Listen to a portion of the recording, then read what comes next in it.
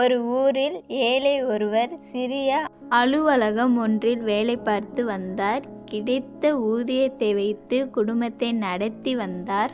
ஒரு நாள் அவர் நடந்து போய்க் கொண்டிருந்தபோது ஒரு பழைய நாணயத்தை பார்த்து அதை எடுத்து தூசி தட்டினார். அந்த நாணயத்தில் நடுவே துளை இருந்தது. அந்த காலத்தில் துளை இருந்த நாணயம் கிடைத்தால் அது நல்லது, ராசி என்ற நம்பிக்கை உண்டு. அந்த மனிதருக்கும் அது கிடைத்ததில் அதிக ஆனந்தம். இனிமேல் எனது கஷ்டமெல்லாம் தீர்ந்துவிடும் என்று மகிழ்ந்து அந்த நாணயத்தை பத்திரமாக தனது மேல் சட்டை பைக்குள் போட்டு வைத்தார். அதை ஒவ்வொரு நாளும் வெளியே எடுக்க மாட்டார். ஆனால் அதை அடிக்கடி தொட்டு மட்டும் பார்த்து கொள்வார். இது காலம் சென்றது. அவர் நினைத்தது போலவே நல்வாய்ப்புகளும் உண்மையாகவே அவரை தேடி வர தொடங்கின. செல்வம், பணம், புகழ், பதவி போன்ற எல்லாம் வந்து சேர்ந்தன. சமுதாயத்தில் அவர் பெரிய மனிதனானார். எல்லாரும் அவரை பாராட்டினார்கள்.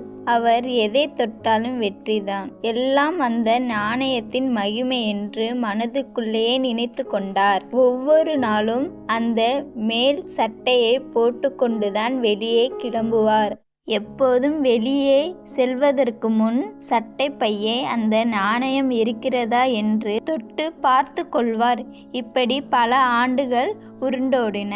ஒரு நாள் அந்த துளையுள்ள நாணயம் கண்ணால் பார்க்க வேண்டும் என்ற ஆசை வந்தது. அன்று காலையில் சாப்பிட்டு கொண்டிருக்கும் போது தன் மனைவியிடம் தனது ஆசையை சொன்னார். ஆனால் மனைவியோ, இப்ப எதுக்கு அதை பார்க்கணும், வேண்டாமே என்று இழுத்தார். இல்லை, இன்று பார்த்தே தீர்வேன் என அதை சட்டை பையிலிருந்து வெளியே எடுத்து பார்த்தார். அந்த நாணயத்தின் துளை இல்லை. அப்போது அவரது மனைவி அவரிடம், உங்கள் சட்டை தூசியாக இருக்கேன்னு நான் தான் அதை உதறினேன். அப்ப அந்த நாணயம் ஜன்னல் வழியாக தெருவில் விழுந்து விட்டது. நானும் எவ்வளோ நேரம் தேடினேன், கிடைக்கவில்லை. யாரோ அதற்குள் எடுத்து விட்டார்கள் போல.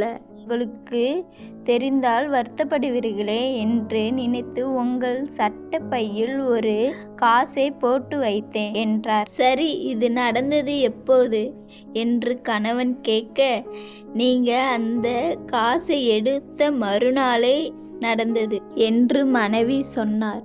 ஆம், அந்த மனிதருக்கு நல்வாய்ப்பு கொடுத்தது அந்த நாணயமில்லை, அவரது நம்பிக்கை, அதாவது தன்னம்பிக்கை. அதுதான் அவரின் வேலை செய்துள்ளது. எனவே வாழ்வின் முன்னேற விரும்புபவர்களுக்கு தன்னம்பிக்கை ரொம்ப முக்கியம்.